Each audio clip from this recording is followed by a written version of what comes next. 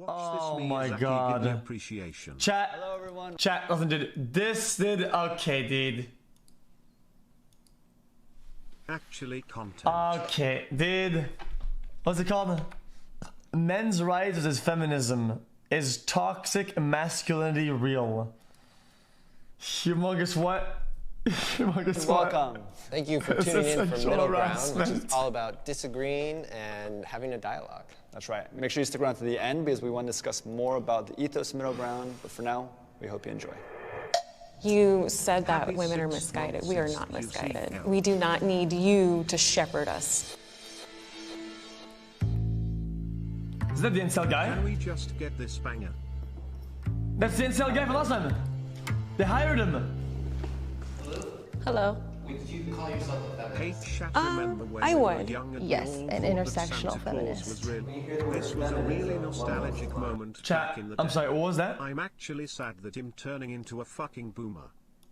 An intersectional feminist. Guys, what is an intersexual feminist? I don't know what that is. Marxism? To me, feminism is fairness. I think that it's unfortunately misguided. Feminism is a flawed movement. When you hear the phrase men's rights, what comes to mind?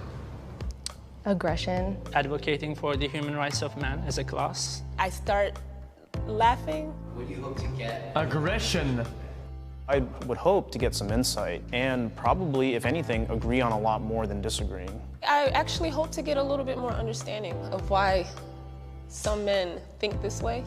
Do you think there's middle ground She between said no. men's rights activists and feminism? We'll see. Oh, okay, fair enough.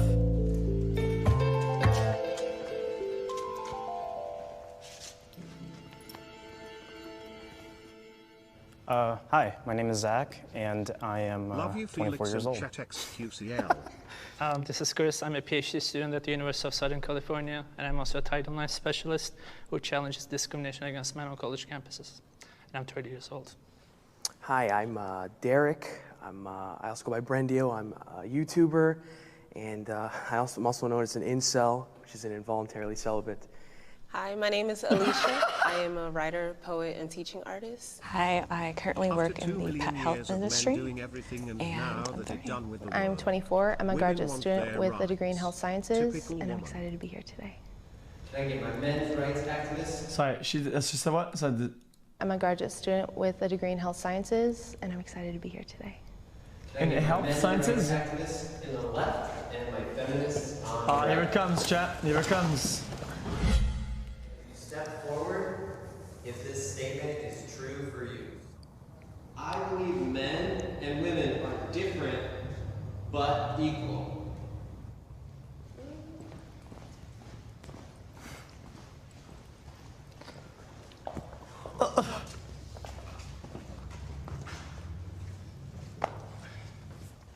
I know as a woman that I don't have the same physical strengths. Men and women are built differently. I think whenever things are built differently, it's for a reason, right? But at the same time, the amount of limits that have been put on women historically, like the fact that not too long ago we were just allowed to start voting. Even today, like the wage gap, just all types of stuff. Like women just don't have a lot of rights that are just, it should have nothing to do with what gender we are to be able to be paid equally or just be treated with respect. So Chat.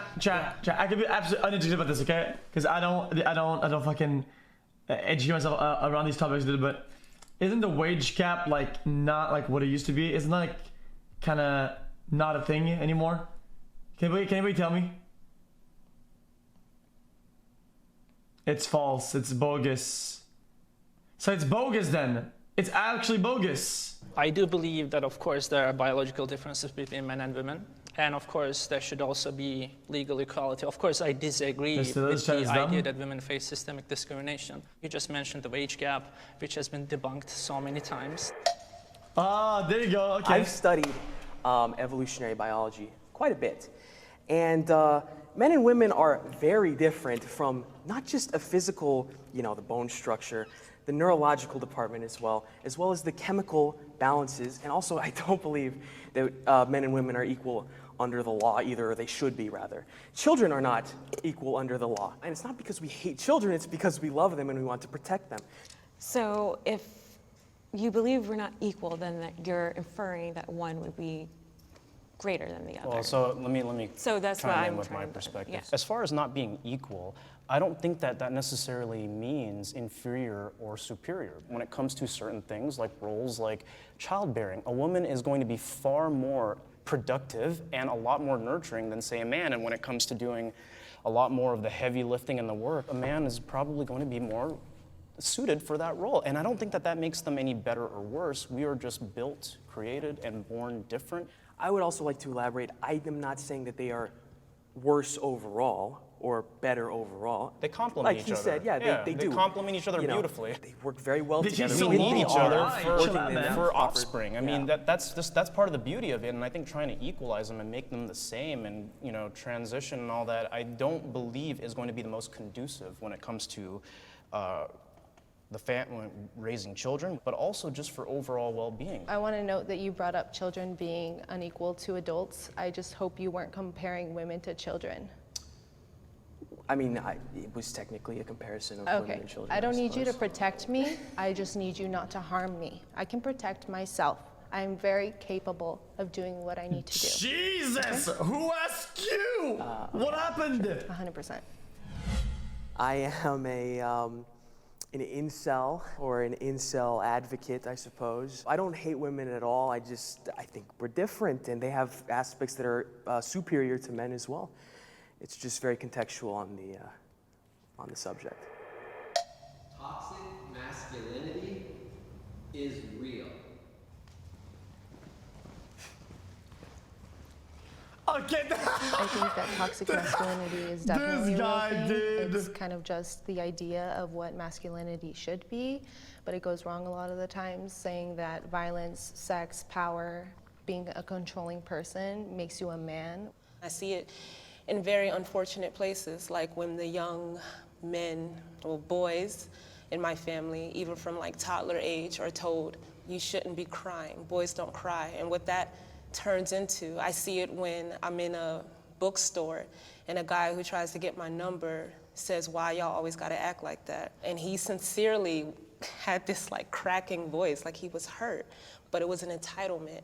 And that's toxic masculinity. It's saying like, you don't realize how your behavior is harmful. I'm confused what just happened. What does toxic what was that story about? masculinity mean? Is it character traits? Is it upbringing? The suppression of feeling for a lot of men, because throughout childhood, they're told man up. So because of that, there's a lot of repression. Repression then is usually channeled into anger for some people because they not always know how to express because they're told not to express. So upbringing and that's part of it, okay. Yes. But not something that's inherently a part of men. Okay. No. I think that, you know, when you're showing your emotions, especially to like, you know, random people, random women in some cases, they will view you as weak. I was raised by a single mother. I love her. She's my mom. I love her. But I could have used being told to act like a man. I think back, there were some cases where I was too emotional, and that negatively affected how I, what happened to me. And, may I ask a question? Sure. What is your definition of weak as a man? Not being as forward as you could be, not being as honest, or, you know, trying to be not as emotional as you don't need to be. You know, you don't have to cry over a cut. I know, you know, sometimes cuts hurt a lot, but sometimes it's necessary to be strong for the benefit of not just yourself, but for the people around you, you know. It's fine to act emotional in certain cases, but I don't think it's fine to act that way with a woman. Maybe, you know, you have a really good friend and he sees you cry, like, you know, he's your best friend and you're crying about something really personal. I think that's fine. I feel like you're conflating two different situations because you started off with saying a random person or even women. So it feels like, okay, this is a woman that you don't have a bond with or any type of relationship with. And then you mentioned, or in front of your best friend. You know, that's okay to cry. Well, that woman could be your best friend. That, you know, like, so. I don't think you can be friends with a woman, so. Because you don't see us as equal, as you said before. I don't think showing emotions is a sign of weakness. I actually think it's a sign of strength. Men do live shorter lives, and that's because of a repression of emotions, and that's due to many things that patriarchy has instilled. Repression of emotions. It has been shown that a person's well-being, their lifespan is shortened when they are not able to express their emotions. In addition, when they don't have physical touch or when they don't have a partner to keep them company. We are human beings here. We need to talk to each other. I'm sorry, chat, after I didn't understand her argument. What the fuck? So I don't think showing emotions is a sign of weakness. I actually think it's a sign of strength. Men do live shorter lives, and that's because of a repression of emotions, and that's due to many things that patriarchy has instilled. Repression of emotions. It has been shown that a person's well-being, their lifespan is shortened when they are not able to express their emotions. In addition, when they don't have physical touch or when they don't have a partner to keep them company. We are human beings here. We need to talk to each other. Physical touch. And if you think that our health isn't affected when you're not able to express that you are sad or upset, you're wrong. I think that men's rights activists are only men's rights activists as a response to women expressing that they want more equality. I don't think they focus on actual men's rights issues, and rather it's just an attack on women and feminism.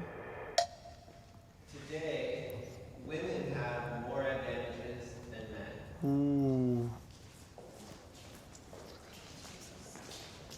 I can speak from a hiring standpoint when it comes to things like affirmative action, and there are certain roles that traditionally men and women have been able to serve in, and now women can basically do all of those things, right? Because we've had such a strong advocacy for equal representation in the workplace, whereas, for example, you'll never find a man as a midwife nurse, and I don't think it's appropriate. That's why there are those differences.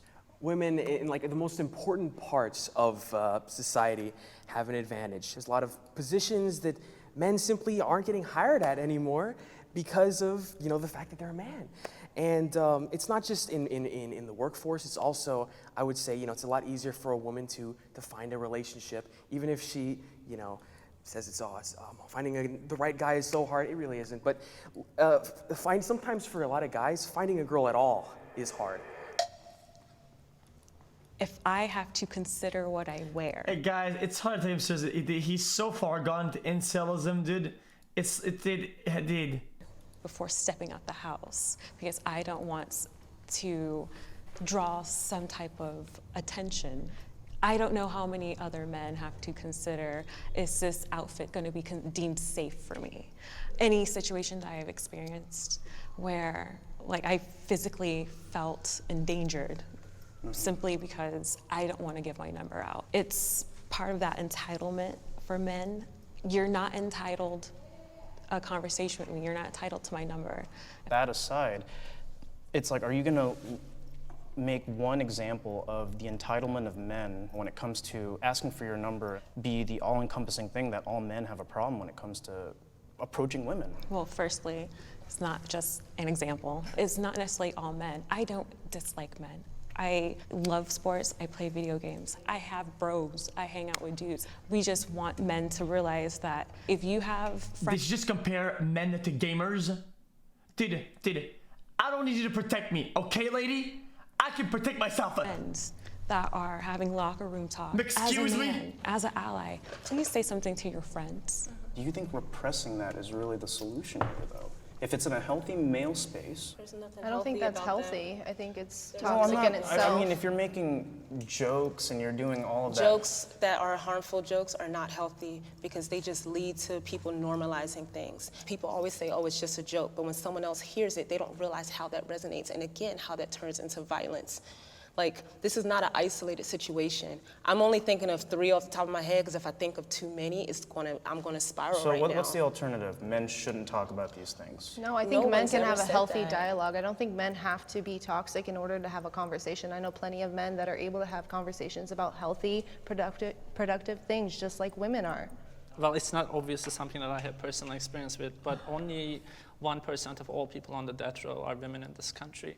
So when women and men commit identical crimes, women are much more likely to, for example, escape the death penalty.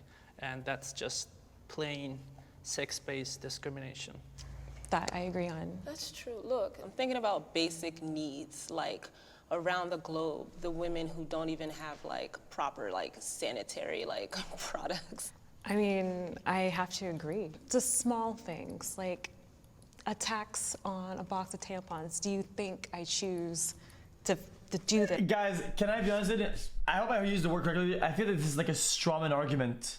Like we're talking in like society and its current applications of it, and then she like, yeah, but around the globe, these women over there are doing this and this is happening. It's like, okay, well, this monthly. That wasn't really the topic, trust me. So why should I have to pay taxes when this is a medical necessity?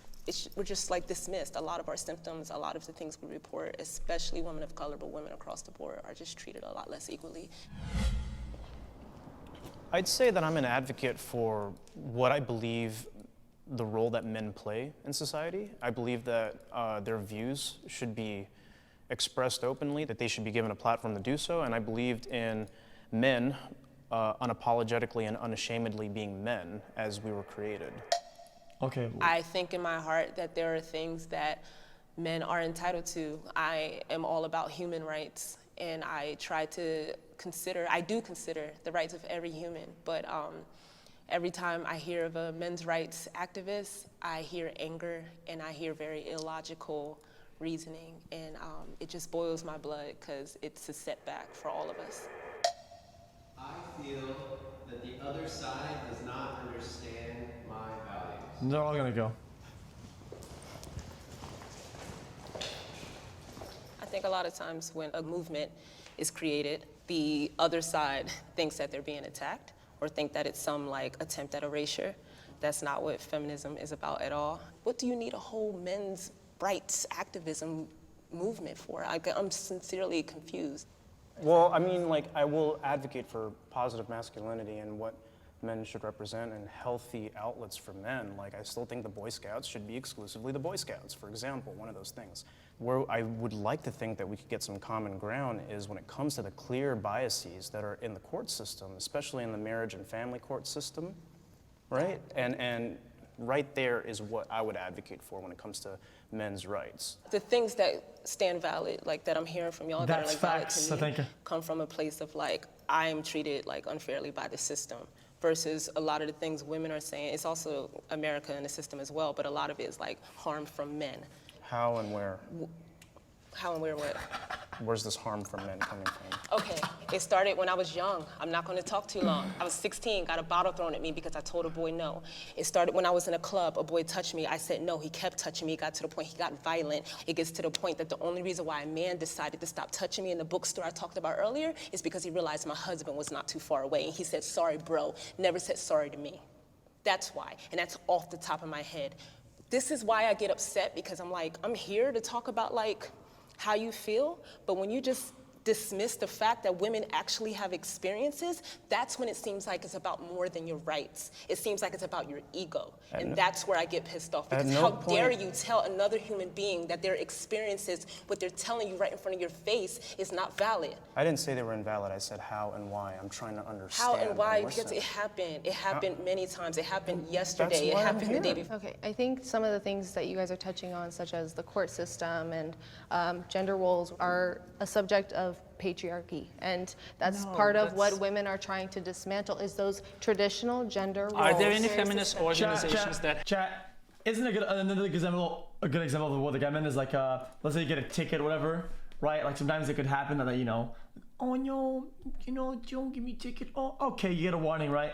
But if your guy's like, oh no, Mr. Sir, please, shut the fuck up, dude. Here's double, man. You know, like, you know, this. For example, to challenge bias against men and fathers in the family court system. Absolutely. Can you please give me like a list of feminist advocacy organizations that have engaged in any meaningful advocacy to address those issues? Because there are actually none. Okay. I know that you came with your little research or whatever. I didn't come with a list of like feminist organizations, but I know actively that there are women's organizations that are trying to dismantle those inequalities. Just one name, just one Again, organization. I didn't come with a list, my dude. There are no such organizations. In what way? List of feminist advocacy organizations that have engaged in any meaningful advocacy to address those issues, because there are actually none. Okay.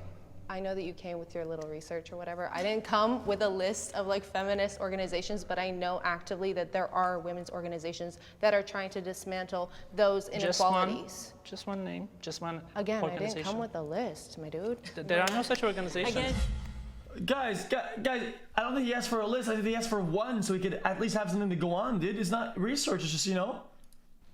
In what ways are men's rights at risk? I think there has been significant progress over the last decade or so, especially in the legal field, but I think there are still significant disparities that need to be addressed, such as poor health conditions, bias against men in the criminal justice system, bias against men in family courts, and bias against men in the educational system, especially in colleges. Men and women should be allies. Yeah, of course, dude. Everybody should be men, allies. unfortunately, many of them don't want to even have this open dialogue that we're sharing right now. We need men to help be allies, to help speak to other men. It strikes me like the way you phrase this, you almost want men to say certain things that you want them to say, as opposed to maybe actually listening to what they're saying. What certain things would I want to just hear? kind of like men being allies, men talking to other men, etc. I'm completely okay with that, but I'm not going to repeat like feminist talking points to other men. We all believe different things. We may be under the label of men's rights activists, but for example, I'm probably the most traditionalist person here. I think we should be allies, but maybe us being allies in a patriarchy wouldn't be so bad. You know, us going back to the past wouldn't be so bad. It would probably be a lot happier if we were, you know, getting married and staying married and having kids and, you know, going to church and all This that. guy, dude. While speaking to the three of you, I feel like you're each coming from different perspectives. So it's hard to, you know, again, just like our perspectives, it's hard to generalize. So to me, I feel like there are certain things that, even though we're not fully agreeing on it, things may get lost in translation, our verbiage may not be 100% correct, that we could at least agree on. Can I ask one question? What would you envision would be the ideal man with the end goal of feminism as far as educating men or working to dismantle whatever patriarchy is? Like, what does that man look like? It starts with childhood.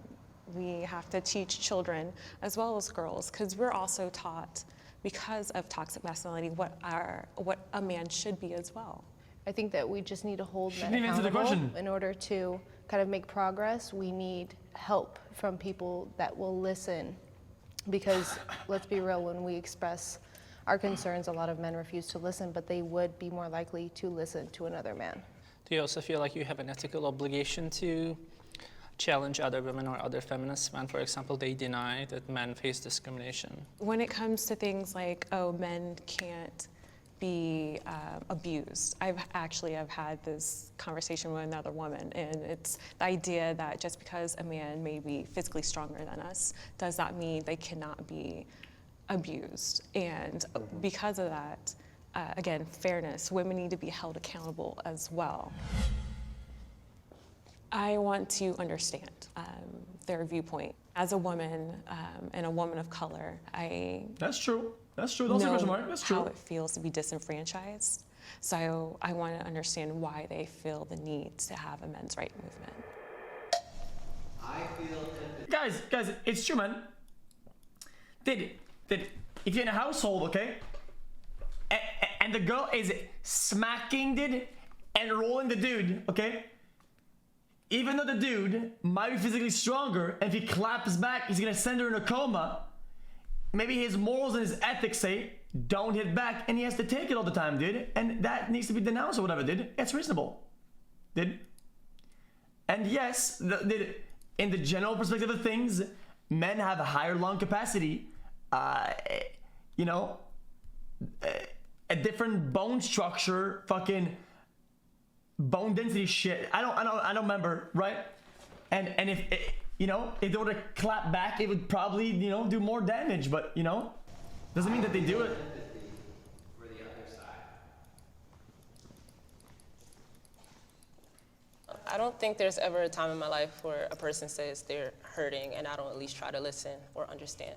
My only thing is that I want the same in return. So when I'm genuinely saying I'm hurting or I've been through something, and it's not just a personal experience, because I actively do this work and surround myself with women saying I've been hurt by a man before. I get that you have stories, but I mean, that's actually my question. I haven't heard y'all stories.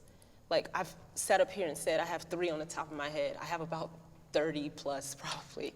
And I haven't heard y'all say, this is what happened to me. I don't think that I'll ever invalidate a woman's feelings when she says, hey, I've been abused or whatnot. I don't think any of us here are rightfully saying that. But I think what's dangerous is when emotional testimony that may not always be what it is gets, creates bias, right?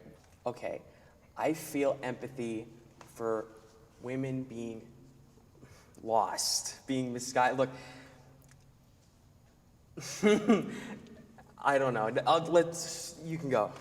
Do you have any bit of empathy for anything we said up here? Yes. I really guy did feel empathy for Why was that so hard to say? Like, for the stuff that we said, do you have any bit of empathy for the stories I said up here? Yeah, I just want to know. I do. Like, I'm not even trying to be hostile. I just genuinely want to know. Yeah, I just think that like a lot of the problems that have happened in your life are because society is not patriarchal. It's not traditional. It's we're gone. We're lost. We're in a fallen state, right?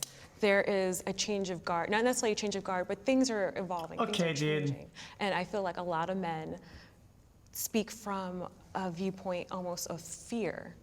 A lot of men are having a hard time grasping that and feeling comfortable with it. I do feel empathy for your personal experience, but I cannot sympathize with your ideological position, because that ideological position is built on a fallacy, and that fallacy is actually that's causing very real consequences for men as a class in this country. So I understand that you are here with us as kind of the good feminist, so to speak, that you feel empathy for men, and I believe you, but I do not believe your movement, and I do not believe your ideology. All right, we'll leave it at that. That's a wrap, guys.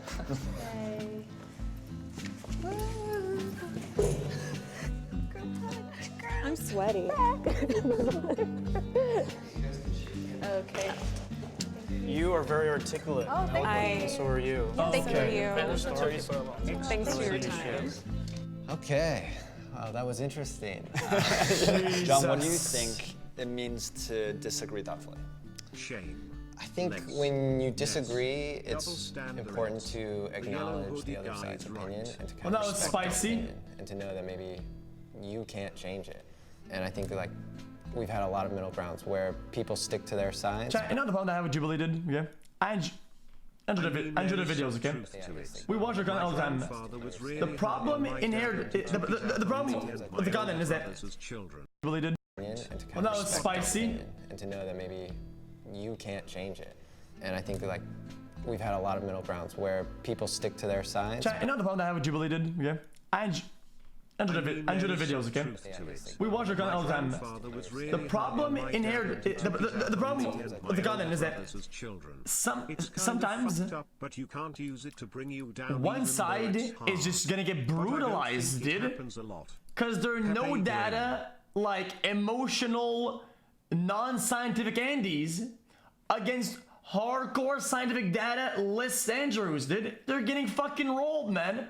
And it makes them look fucking bad. Because all the time they have debates with feminists or whatever, they bring fucking, this video is just a fucking feminist complaining about like they,